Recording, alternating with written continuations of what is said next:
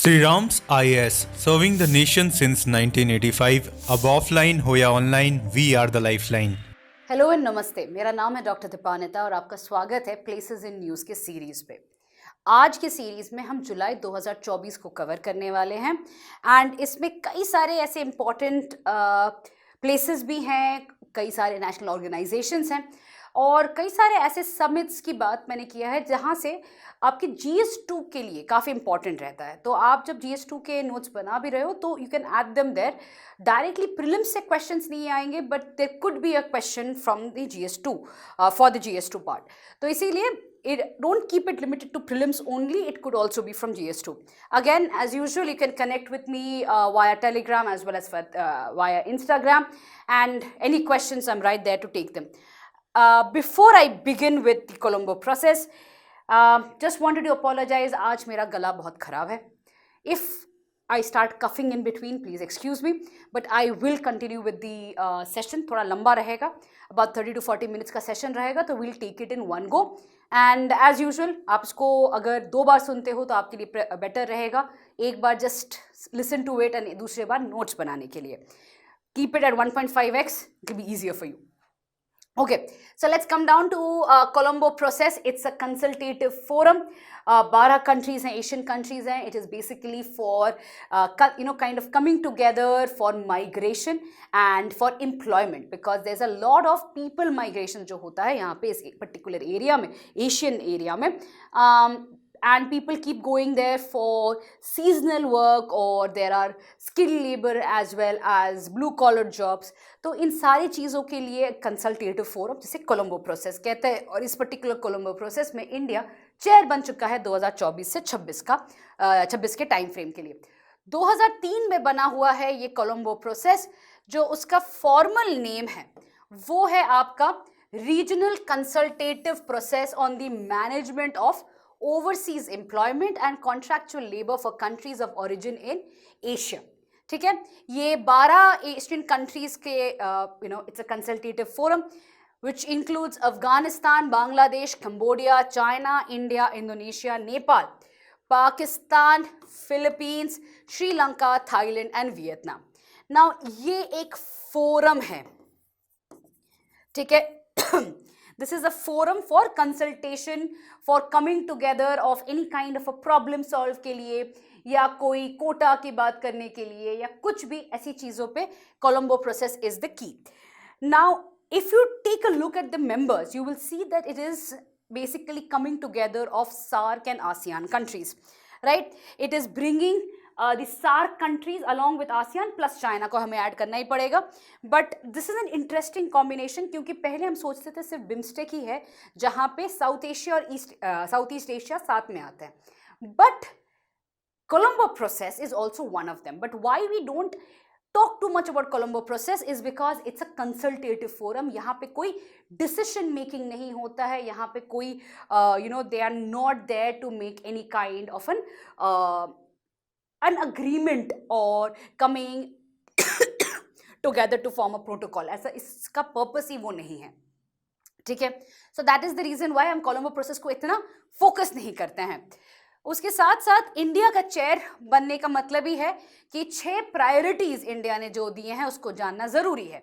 क्या क्या है प्रायोरिटीज जो इंडिया ने सेट किया है? एक है रिकन्फिगरिंग टेक्निकल लेवल कोलैबोरेशन, ठीक है, कि किस तरीके से सारी ये जो कंट्रीज हैं वहाँ पे टेक्निकल कोलैबोरेशन करके जो भी लेबर माइग्रेशन जैसे उसके साथ जो चैलेंजेस आती हैं उसको हम मिटिगेट कर पाएंगे, एड्रेस कर पाएंगे. दूसरा है मेंबरशिप को ब्रॉडन करना, और भी कंट्रीज को इंक्लूड करने की ज़रूरत है ताकि जितना भी इंटरनल एशिया हम लोग माइग्रेशन देख रहे हैं उसका सोल्यूशन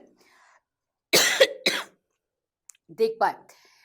तीसरा है फाइनेंशियल सस्टेनेबिलिटी, कि भाई जो फ्यूचर के इनिशिएटिव्स हैं या ऑनगोइंग इनिशिएटिव्स हैं उनको फंड करने के लिए कौन कितना पैसा देगा, इसको बात करना बहुत ज़रूरी है. To review the sustainability of this process is what India has talked about.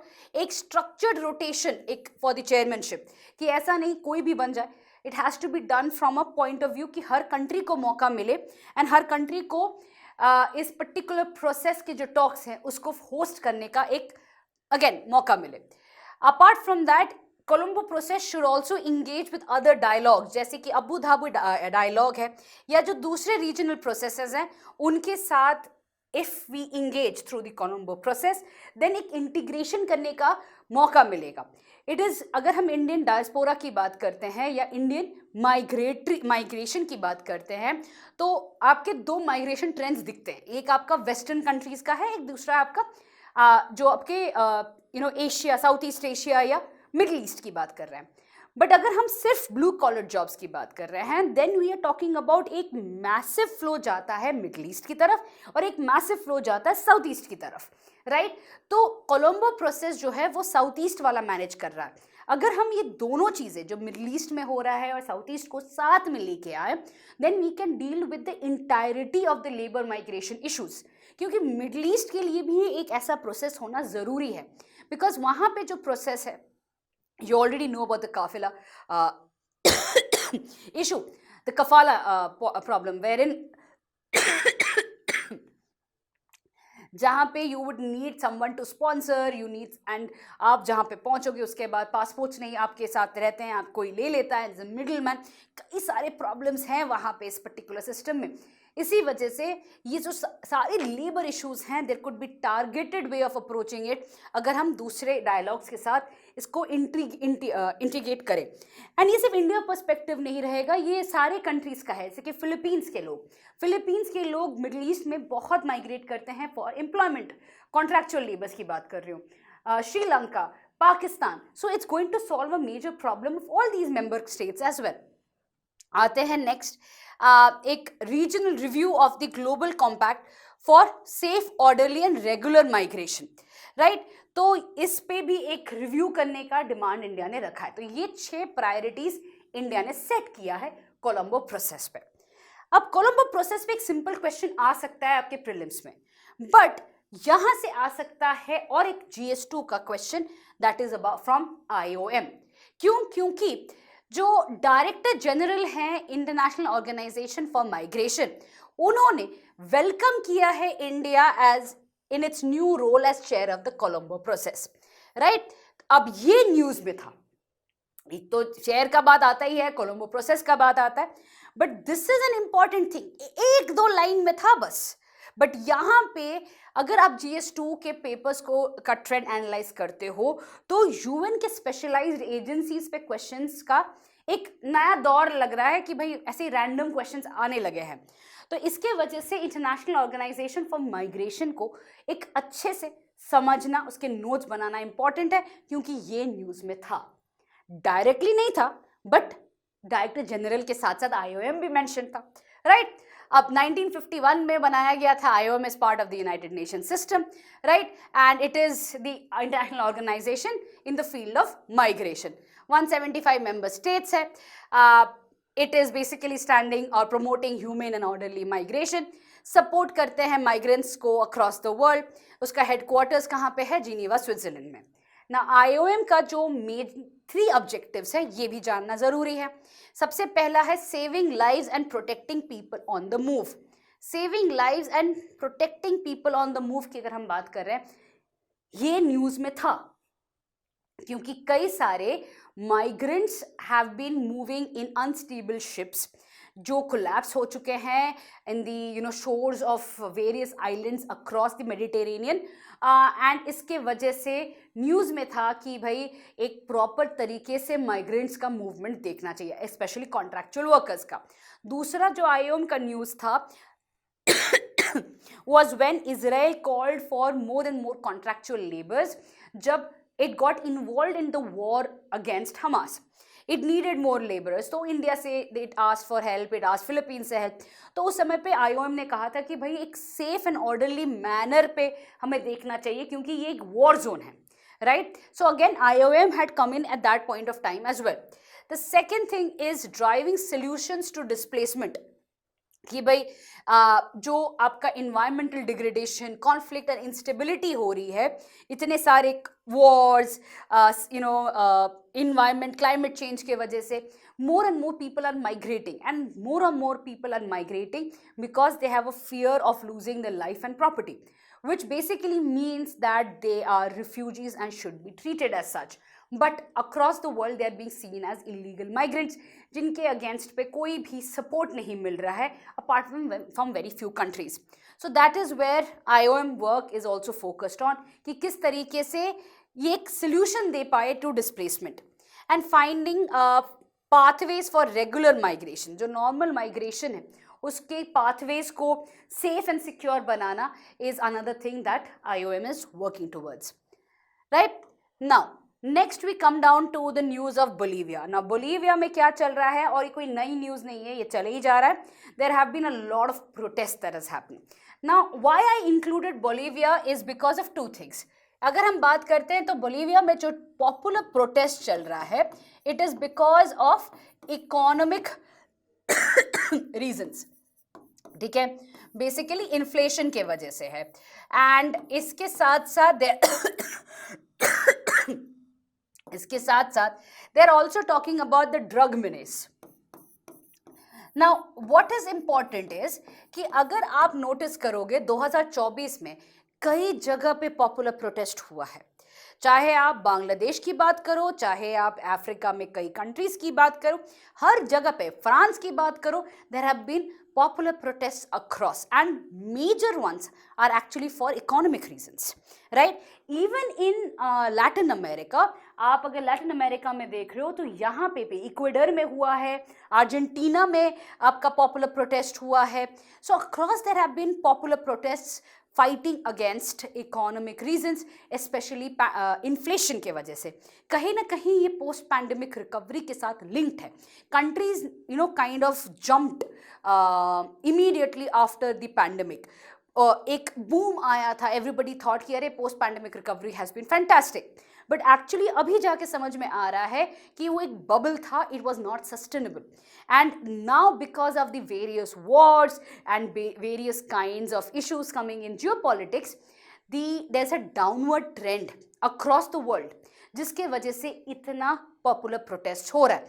ये popular protest either are being suppressed या it is changing entire regime, जैसे कि बांग्लादेश में हुआ है.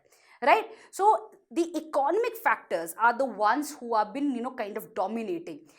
Even if we take a look at the US elections, usme bhi the main reason why Kamala Harris lost was because she did not have a plan for the economic issues while Donald Trump had. So that is something that we have to take in cognizance, that across economy is playing a much bigger deciding factor in countries right now, especially for popular protests. जो दूसरा चीज है, Bolivia में होना मतलब ये है कि आपका ABC जो ट्रायंगल है, अर्जेंटीना, बोलीविया, चिली, जो ट्रायंगल है, that is the lithium triangle, में आपका एक हलचल हो रहा है. हलचल मतलब ही, केओस का मतलब ही है कि there is some problem with the resources. Please understand one thing, जिनके पास सबसे ज़्यादा रिसोर्सेज हैं, multiple countries would be interested in it, right? There will be multiple countries who would want to fund a protest so that there is instability, and therefore they could exploit those resources at a low cost. Now that basically means कि अगर हम देखें, Argentina में already chaos मचा पड़ा हुआ है. अब अगर बोलीविया में भी ये होता है, देन लिथियम का सप्लाई इधर फ्लक्चुएट करेगा या somebody will come and dictate terms here. And right now the obvious answer is China, because China has made huge inroads in this region, right? In the entire Latin America, China ने बहुत सारे inroads बना के रखा हुआ है, and it is to the interest of China that the lithium supply is at a low cost and is beneficial for China at this point of time, right? So this is something you have to look from the larger perspective as well. आते हैं next news पे. Belarus बनता है 10th member state of the SCO. जो आपका Astana declaration था, that is the 24th SCO summit जहां Astana में हुआ था, वहां पे बेलारूस को 10th मेंबर स्टेट बना दिया गया है. जो द हेड ऑफ स्टेट्स की जो काउंसिल मीटिंग हुई थी, वहां पे SCO डेवलपमेंट स्ट्रैटेजी अपनाया गया है, जो कि 2035 तक लागू रहेगा. उसमें resolutions on combating terrorism, separatism and extremism, anti drug strategy, energy cooperation, economic development and cooperation in protected areas and ecotourism रहने वाला है. Now, the only thing that is important is the Astana Declaration and Belarus becoming a member of SCO. Apart from that, one should also remember that इस particular summit में you do start seeing meetings between India and China, जिसका culmination अभी जाके हुआ है. Right, so our external affairs minister actually met the Chinese foreign minister and they started talking about de-escalating at the LAC.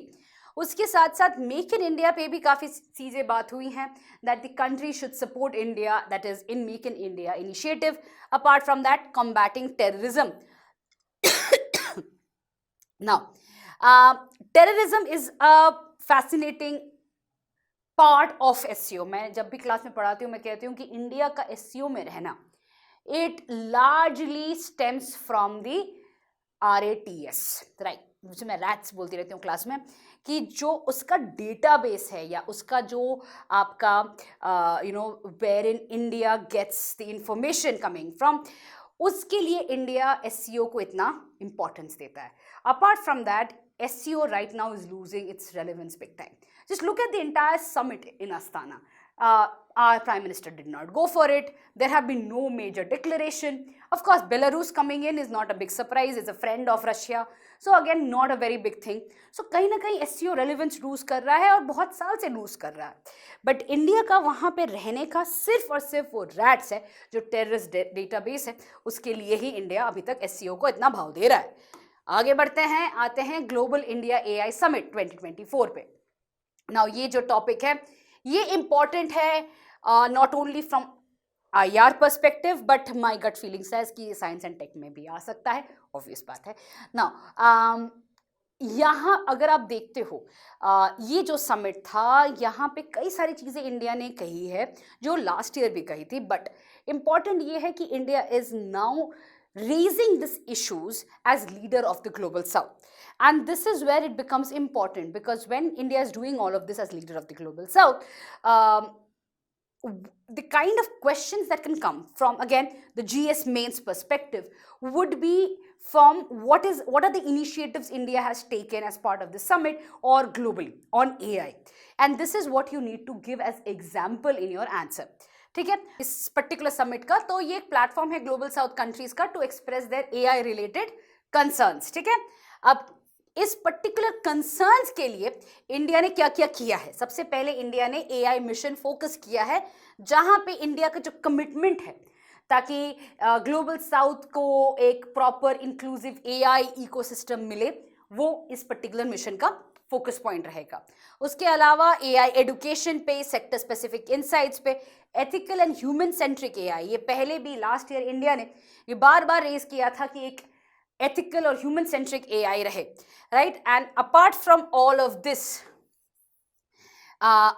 ये जो सारी चीज ethical and human centric AI है, ये जो चीज़ है वो यूनेस्को ने भी एथिक्स ऑफ AI में अपनाया है, रिकमेंडेशन अपनाया है. ये जो है इंडिया का basically it is to focus on making AI available to global south countries. ठीक है, that is what India is trying to do. This is a specific target area that India has taken up as a leader of the global south. आप global south का question में भी example दे सकते हो, AI के साथ में कर सकते हो, और एथिकल और ह्यूमन सेंट्रिक AI पे again something that India has been focusing a lot. You should be reading about it. आते हैं next, it's a continuation of the GPAI as well. Now GPAI में उसके अलावा the collaborative AI on global partnership is something that India has been again working upon. And what is GPAI? The GPAI is a multi-stakeholder initiative with 29 member countries including India, जहाँ पे ये gap जो है between theory and practice on AI इसको meet करने के लिए 2024 में इंडिया लीड चेयर था, और अब इंडिया ने जो अभी इंडिया AI समिट किया है, it is about to bridge this basically gap. ठीक है, so that is something you should be aware of, that is what is GPAI and what is the India AI summit. आते हैं next point पे, blue line पे.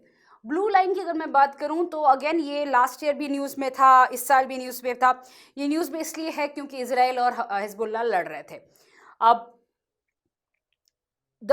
the blue line is basically एक UN demarcated line है. ये कोई border नहीं है, ठीक है।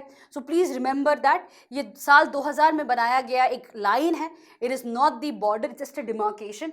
एंड यूएन का मानना है कि भाई इस लाइन पे ना इसराइल कभी क्रॉस करेगा ना हिजबुल्ला कभी क्रॉस करेगा, बट इसराइल ने तो ग्राउंड अटैक्स के थ्रू में ये लाइन इंक्रोचमेंट किया है, राइट।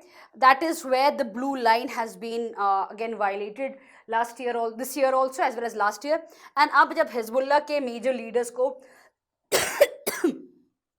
इसराइल ने kind of has wiped them off, Hezbollah is now on a back foot. The blue line has again become, the whole argument कि भाई Israel is on the other side of blue line and Israel has not violated it. But many do argue that blue line has been. Israel ने जब encroachment किया तो ground invasion किया था against Hezbollah, तब ये blue line को cross ज़रूर किया था. Okay, apart from that, let's come down to Prime Minister Modi's visit to Russia. And now this is, इसको मैंने एक अलग से वीडियो में भी कवर किया था। अगर आप मेरे जुलाई वाले वीडियोस में जाओगे तो you will see that I have covered this entire visit, but all those who can't find it और who has not followed it, come back here and we'll talk about what is the major points of it. So the major news was, of course, President Putin giving the highest civilian honor, the Order of Saint Andrew the Apostle, to our Prime Minister. ठीक है, तो ये civilian honor का नाम आपको जानना पड़ेगा. Apart from that, the focus has been on economic cooperation.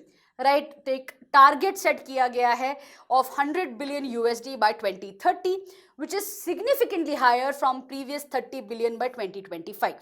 ठीक है. Now, if you see the number, the problem with this number is ये जो 100 billion by 2030 की बात की गई है, ये इसलिए बात की गई है क्योंकि 2023 और 24 में ये टारगेट मीट कर लिया गया था. 30 बिलियन का टारगेट मीट कर लिया गया था. इसी वजह से दे वर एबल टू से कि नहीं हम उसको और बढ़ा लेंगे. बट ये बढ़ाया क्यों गया था, ये बढ़ा कैसे, ये इंपॉर्टेंट है क्योंकि क्रूड ऑयल इंपोर्ट कर रहे थे हम. उस समय में क्रूड ऑयल सस्ता था. तो जब हम रशिया के साथ ट्रेड की बात करते हैं, it is so unidirectional, it is so much dependent on one sector that it is dangerous. And now when Russia has increased its price of the crude oil, automatically इसका एक detrimental effect हम पे भी आया है कि हमारा trade numbers fluctuate कर रहे हैं. It is no longer those big numbers that we saw जब हम सस्ते में पेट्रोल खरीद रहे थे, क्रूड ऑयल खरीद रहे थे from Russia. Now that is again something you should keep in mind that 100 billion का जो टारगेट है, it's going to be difficult to achieve. और इसको अचीव करने के लिए आपको डाइवर्सिफाई करना पड़ेगा. One can not depend on just the crude oil and the defence equipments to maintain this trade relation.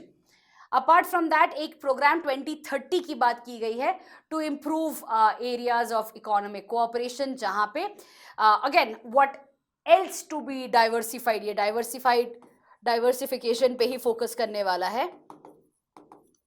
और इसका देखभाल करेगा India Russia inter governmental commission on trade, economic, scientific, technical and cultural cooperation. ठीक है. उसके अलावा defence and technology की बात करें तो वहाँ पे भी वही जॉइंट प्रोडक्शन की बात पे फोकस की गई है कि और कैसे हम जॉइंट प्रोडक्शन बढ़ाएंगे, कौन से नए नए चीज़ों पे फोकस करेंगे. तो that is something that they also talked about. Apart from that India ने रशिया ने इंडिया के यूएनएससी परमानेंट मेंबरशिप के लिए सपोर्ट दिया है. एंड इंडिया ने वापस में कहा है कि भाई हाँ, आपका जो ब्रिक्स का चेयरशिप है इन 2024 उसके लिए इंडिया पूरी तरीके से सपोर्ट करेगा. ठीक है. सो दोनों ने एक दूसरे को थपथपाया, बोला वाह वाह वाह वाह. एंड इकोनॉमिक कोऑपरेशन को इम्प्रूव करेंगे एंड डिफेंस में हम और ज़्यादा एरियाज पे फोकस करेंगे, ज़्यादा जॉइंट कोऑपरेशन पे फोकस करेंगे. तो मेजर जो न्यूज़ था वो यही था. और कुछ अगर हम बात करते हैं from the impact point of view, ये बहुत इंपॉर्टेंट है. इम्पैक्ट पॉइंट ऑफ व्यू की बात करेंगे तो विजिट अगेन सिग्निफिकेंट है. The reason why it is significant is at a time when Russia is under sanctions, our Prime Minister is visiting Russia. That is itself a signaling कि हम अपनी strategic autonomy को maintain कर रहे हैं. साथ में Russia giving us so much importance also indicates that Russia is not, kind of playing China versus India, India versus China. It is again based on their interest also they are aligning. right? Russia needs as many friends as possible right now, so that is what you see in this particular meet. उसके अलावा अगर हम बात करते हैं exercise pitch black, now this is again just exercise का नाम ही आपको याद रखना है, nothing else you should remember. कौन से कंट्रीज के बीच में था? बेसिकली एक मल्टीनेशनल एयर कॉम्बैट एक्सरसाइज है जो हर 2 साल में होता है ऑस्ट्रेलिया में. That is all you need to do. और ये इंडो पैसिफिक रीजन को स्पेसिफाई करता है. यहाँ पे इंडो पैसिफिक रीजन के जो कंट्रीज हैं वो आते हैं इस एक्सरसाइज में पार्टिसिपेट करने में. नेक्स्ट आते हैं ऑस्ट्रिया का visit, prime ministers Austria visit. Again इसको मैंने एक अलग से वीडियो में डील किया हुआ है. ये इंपॉर्टेंट इसलिए था क्योंकि ये पहला ऐसा विजिट था by the Indian prime minister in 41 years. हम कभी ऑस्ट्रिया गए नहीं थे. It was never a part of our important European Union countries, इसीलिए हम कभी गए नहीं थे. बट अगेन 41 ईयर्स में जब हम जा रहे थे, you can understand the reason why we did it. काफ़ी न्यूज़ में था कि भाई ऑस्ट्रिया जा रहे हैं Austria. This is a very short visit, कोई बड़ा विजिट नहीं था. और स्पेशली डायस्पोरा का पावर तो एकदम फुल ऑन दिखाया गया था. बट ये भी दिखाया गया था कि India is basically maintaining multiple bilateral relations. एक छोटा सा कंट्री ऑस्ट्रिया के साथ भी इंडिया वही इंपॉर्टेंस दे रहा है जैसे कि जर्मनी या फ्रांस के साथ भी दे रहा है, राइट. सो अगेन इस पर्टिकुलर मीटिंग में जो मेजर चीज़ें हैं कि एक है support for India, Indo Pacific stability, UNCLOS. ठीक है, दोनों कंट्रीज ने कहा कि हाँ हाँ भाई UNCLOS को फॉलो करना है, इंडो पैसिफिक स्टेबिलिटी होनी चाहिए. दूसरा जो बात की है उन्होंने कि भाई पॉलिटिकल एंड सिक्योरिटी कोऑपरेशन को इम्प्रूव करेंगे. And India middle east Europe corridor जो है वो बहुत इंपॉर्टेंट रहेगा इंडिया को. इंडिया और ऑस्ट्रिया के बीच में जो ट्रेड्स हैं या पॉलिटिकल रिलेशंस हैं या डिफेंस रिलेशंस हैं उनको और इम्प्रूव करने के लिए इकोनॉमिक कोलैबोरेशन ऑफ कोर्स पे बात करना ही है. उसके साथ साथ साथ एक पहला high level bilateral business forum को कन्वीन किया गया था. क्लाइमेट को लेके बात किया गया था, टेक्नोलॉजी एंड कल्चरल एक्सचेंजेस. ये तो ऑब्वियस है. अगर मैं आपसे पूछूं कि भाई इंडिया और कोई भी यूरोपियन यूनियन कंट्री के साथ क्या रिलेशन है, क्लाइमेट इज द कांस्टेंट, उसके साथ साथ आपका technology, innovation, people, these are the constant out there. जो इम्पॉर्टेंट जो यूनिक फीचर रहेगा वो आपका इंडो पैसिफिक स्टेबिलिटी रहेगा और आईमेक का रहने वाला है when it comes to India Austria relations. आते हैं अब शागोस डिस्प्यूट पे. ये बड़ा इंटरेस्टिंग सा डिस्प्यूट था. इसको ना हम ये शुरू होता है जुलाई में, एंड होता है अक्टूबर में. तो इसके बारे में ना हम जुलाई से लेके अक्टूबर तक हम बात करते रहेंगे. बट मैं पहले ही बता दूं कि इसका जो सोल्यूशन था प्रॉब्लम का, बेसिकली मॉरिशियस जीत चुका है. बट कहानी से पहले एंड जाने से कोई मतलब नहीं रहता है. Let's come down to the कहानी. क्या है, शागोस का एक आइलैंड है, ठीक है, आर्किपेलागो है. एंड इसमें जो डिस्प्यूट था वो बेसिकली जब ब्रिटेन ने मॉरिशियस को क्लेम किया था कि वो ब्रिटेन का है, तो उस समय पे ये पर्टिकुलर आइलैंड को बोला था कि भाई हमारा है. ये बात हो रही है 1814 की, ठीक है. अब बाद में जब ब्रिटेन ने डिएगो गार्सिया, यहाँ पे आता है डिएगो गार्सिया दिया गया तो यूएस को दिया था, तो उसके साथ साथ शागोस का भी बात शुरू हो गया था. बट बाद में मॉरिशस कहता है कि नहीं, जब हम आज़ाद हो चुके हैं तो शागोस तो हमारा है, वो ब्रिटेन का हो ही नहीं सकता है, ठीक है. और यहाँ से शुरू होता है इनके बीच में, दैट इज मॉरिशस और ब्रिटेन के बीच में इसको लेके डिबेट. अब 2019 में आईसीजे ने कहा था कि भाई मॉरिशस के पास ये they are the ones who are true owners of the Chagos islands. And उनका ब्रिटेन को कहा था कि भाई हटो वहाँ से. बट ब्रिटेन हटा नहीं था और मॉरिशस ने इंडिया से इसके बाद मदद मांगी थी कि भाई इंडिया शुड सपोर्ट मॉरिशस का क्लेम ओवर ब्रिटेन का क्लेम. और इस बार भी इंडिया ने कहा था कि नहीं, मॉरिशस का जो क्लेम है, बिकॉज आईसीजे ने ये कह दिया है तो ये मॉरिशस का ही है, ब्रिटेन को एक्चुअली हट जाना चाहिए. अक्टूबर में जाके इवन ब्रिटेन एक्सेप्ट्स और वो हट जाते हैं, ठीक है. आते हैं अब नेक्स्ट में माली, नाइजर और बुर्किना फासो. वो फॉर्म करते हैं एक अलायंस ऑफ सहेल स्टेट्स बोल के, ठीक है. ये इंपॉर्टेंट है, alliance of Sahel states. Basically the idea being that they withdrew from इकोवैस, ठीक है. Economic community of west African states का जो ग्रुपिंग है उनसे वो विड्रॉ कर चुके हैं। उनका कहना है कि इकोवैस इतना इफेक्टिव नहीं है, प्लस इन तीनों कंट्रीज में रिसेंटली कूज हुए थे एंड इकोवैस was not supporting the new leadership. इसके वजह से they form this alliance of Sahel state. They said हमें इकोवैस से कोई लेना देना नहीं है, हम आपस में ट्रेड करेंगे, आपस में एक फ्री ट्रेड करके we are going to try to improve our relations rather than depend on ECOWAS. ठीक है, so again question can come from what is an ECOWAS? Alliance of Sahel state से भी आ सकता है, इकोवैस से भी आ सकता है। तो इकोवैस को भी आपको पढ़ना है, कितने मेंबर स्टेट्स हैं, एग्जैक्टली क्या करता है, that is something you should do. नीचे लिखना कितने मेंबर स्टेट्स है कमेंट्स में।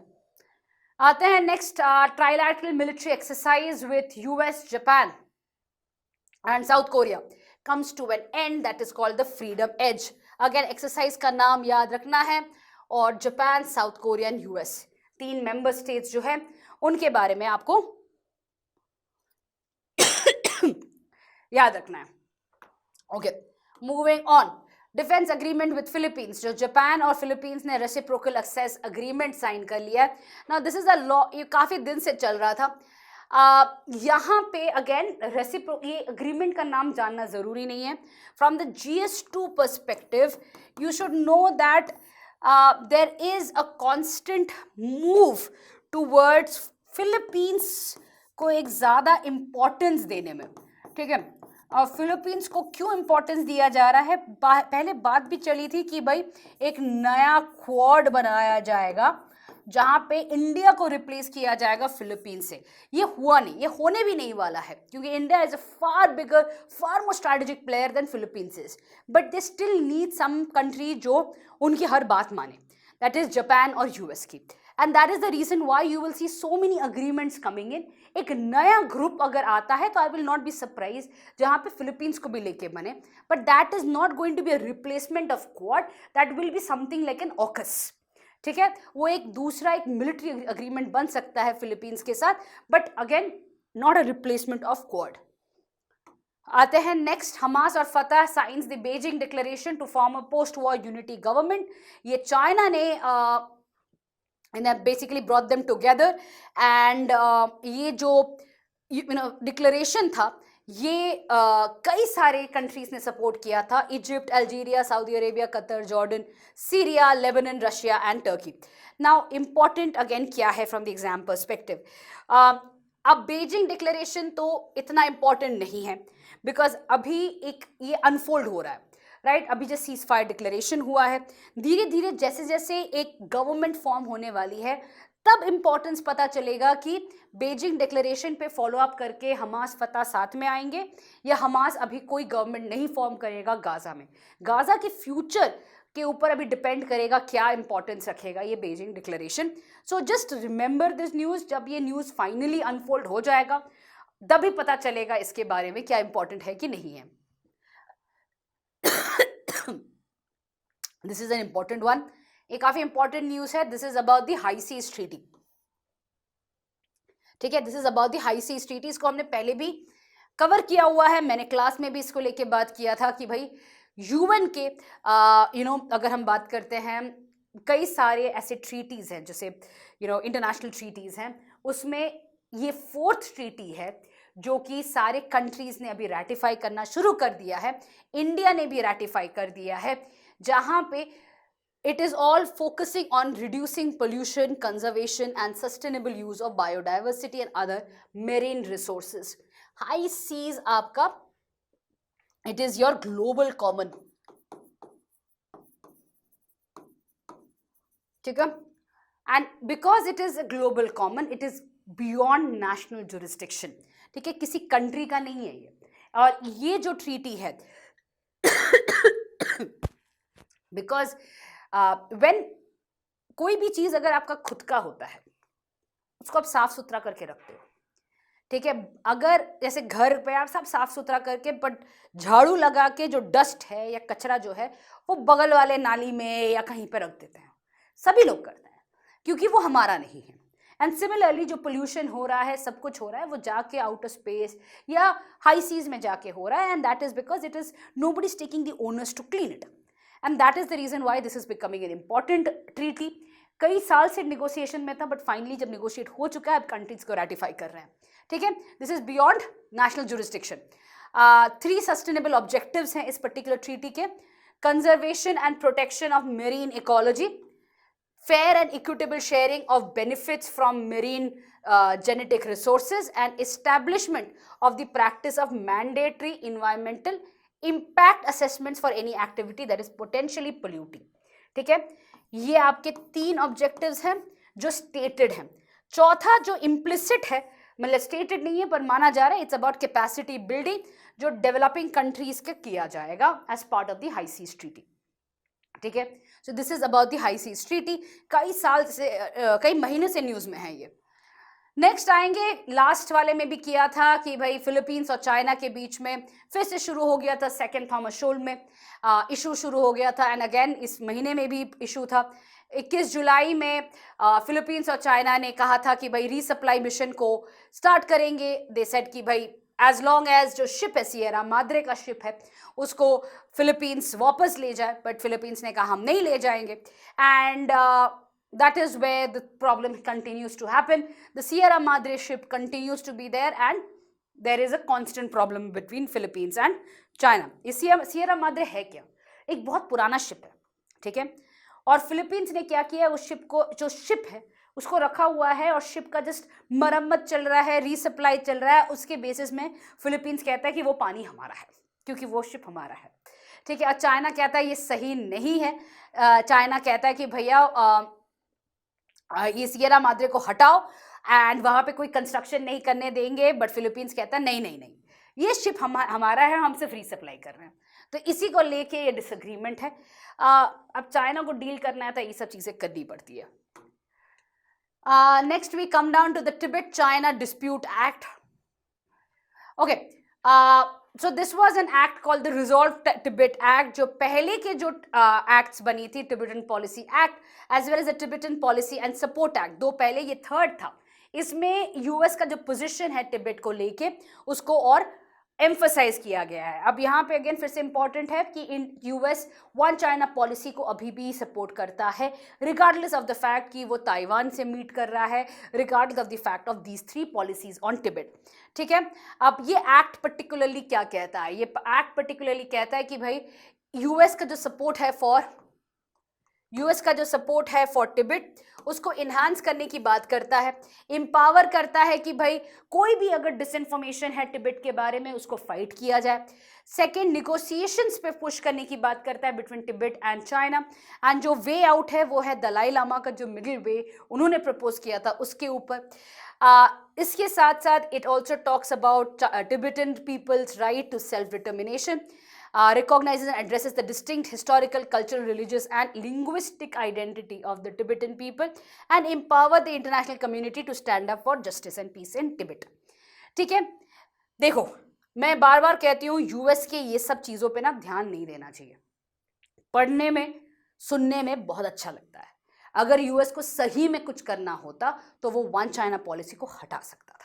It could have just said, we do not agree to one China policy and therefore we do not agree that Tibet and Taiwan are part of China. एक statement and that's it. But वो नहीं करने के अलावा हम ये ऐसे policies निकालने से कोई फायदा नहीं है. It is just provoking China rather than stating your intention. Right, and that is exactly what US is doing. It is, वो एक constant disturbance करने की बात हो रहा है. It has got no intentions to support the people of Tibet, and वो सिर्फ दिखावे की बात है, much more to do with provocation of China. ठीक है, so this is again the Tibetan act that has come in recently. Apart from that, Mauritius में जन औषधि केंद्र ओपन किया गया है जहां पे कॉस्ट इफेक्टिव मेडिसिन मिलेगा. And again this is an example of India soft power. ठीक है, एंड स्पेशली मॉरिशियस का विजिट बहुत इंपॉर्टेंट था. अभी हमने शागोज आइलैंड भी किया है, and from the Africa India Africa relations अभी नया एक ये हुआ है अबाउट जन औषधि। पहले भी हमने we have talked about the pan Africa network.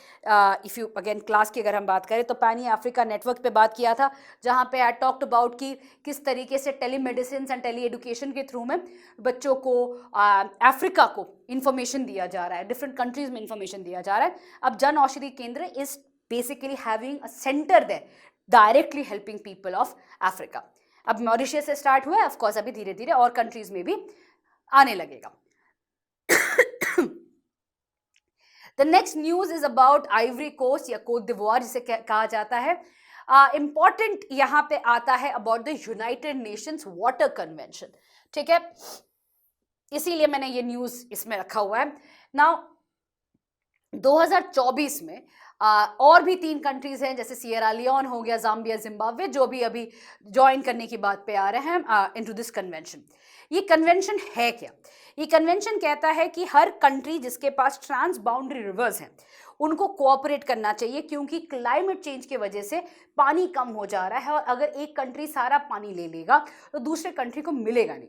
तो that is the reason why the convention talks about necessary cooperation for managing the transboundary rivers, right? So that is the United Nations Water Convention. This is again important from your prelims perspective. Ivory Coast has joined. You do not need to know कि सारे कौन से countries हैं. You also need to know one more thing कि कौन से rivers हैं Ivory Coast के आजू बाजू, because again news में था, and that's why you should know all this. We come to the Bagmati River. Nitish Kumar had basically raised the issue of Bagmati River flooding with former Nepal Prime Minister Prachanda. He basically said कि ये annual होने लगा है, कोई नेपाल को कुछ ऐसा करना चाहिए जिसके वजह से ये फ्लडिंग रोका जाए, because people of Bihar are facing the problem. This is again an example where a state has taken it upon themselves to directly talk with a foreign diplomat or a foreign politician. You can see it as a part of paradiplomacy. You can see it as part of a concern being raised with a neighboring country, जहाँ पे ये आपके union के through नहीं जा रहा है, because it is a river water and that is why the state is taking it up, right? So this is something as an example you can take it up, wherein again a state is talking to the neighborhood country. Next we come down to Mauritius again, जहाँ पे हमारे प्रधानमंत्री ने एक air strip और एक jetty अगलेगा islands में launch किया है, and it is about capacity and capability enhancement. हमेशा याद रखना, ये एयर स्ट्रिप और जेटी का मतलब ही है कि there will be some people, I am using the word people, who are going to be stationed there. हमारे आईज एंड ईयर्स होने वाले हैं इस पर्टिकुलर रीजन के लिए. ज़रूरी है बिकॉज अगेन हम जब स्ट्रिंग ऑफ पर्ल्स या डायमंड नेकलेस करते हैं, यू ऑलरेडी नो कि हमारा जो स्ट्रिंग ऑफ डायमंड्स हैं, it basically comes via the red sea, then you have Bab el Mandeb, Bab el Mandeb के बाद Oman, the Duqm port Chabahar, Chabahar से you are coming to Lakshadweep. पहले मालदीव्स में था, मालदीव्स में भी शो होने लगा है. तो उसके बाद से we had before we take a turn toward Sri Lanka and others, हम अगर नीचे की तरफ जाएंगे तो we really need something in the Mauritius area, that's the अगालेका islands that we have recently got. ठीक है, तो ये स्ट्रिंग ऑफ डायमंड्स को और सॉलिडिफाई करता है, स्ट्रेंथन करता है. नेक्स्ट इज INSTC के थ्रू में 2 trains carrying coal has been sent. INSTC इसलिए न्यूज़ में था काफ़ी. चाबहार पोर्ट भी स्टार्ट हो चुका है, तो INSTC इसके वजह से भी न्यूज़ में था. So you should know what is INSTC. And INSTC के थ्रू में आज के दिन में if you take a look, there is a constant buzz going on that it is a replacement to BRI. It is not a replacement to BRI, just a transport corridor जो पहले भी बहुत बार बज हो चुका था.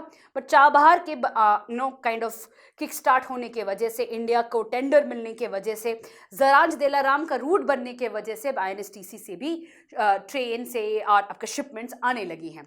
तो रशिया ने 2 पूरा शिपमेंट भेजा है कोल्स का through the INSTC for the first time, right. So INSTC is now kicked off. With this, we'll end Places in News. I know it's been a long video for you all. If you have any doubts, please connect with me.